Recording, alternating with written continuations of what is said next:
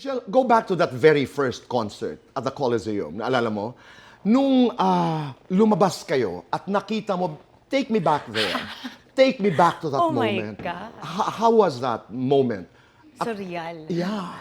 Ibang klase yung narinig namin, yung sigawan ng tao, and then nung dumilim, tapos narinig namin yung music namin, yung kilabot po talaga, ibang klase na.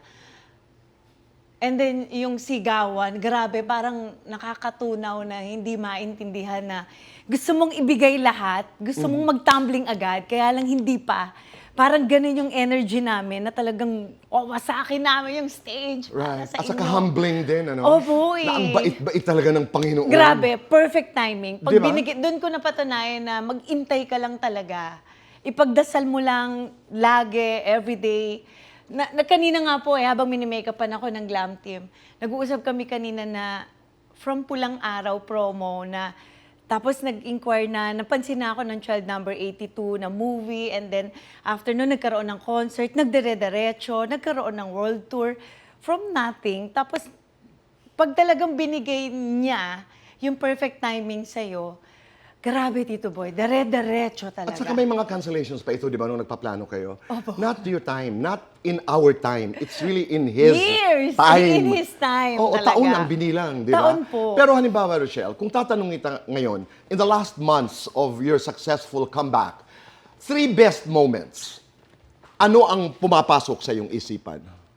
Yung nagkita-kita kami sa stage ng girls. Oh. Opo, kaya ako laging pag may concert kami, yun yung laging tinitreasure ko. Tinitingnan ko sila isa-isa. Kasi, hindi ko alam kung, ayun na naman, ang ganda-ganda ko pa naman today. Charot. Hindi ko alam kung kailan mauulit ulit. And, bawat stage, alam nila yan. Kaya medyo lagi akong iyakan pag nasa stage. Kasi, tinitreasure ko yung moment na magkakasama kami. Kasi, yun na nga, mommies, may mga kanya-kanyang responsibilities. Minsan hindi mo sila makukuha lagi not like before na anytime tawagin mo sila, nandyan lagi. Ngayon kasi may priority sila.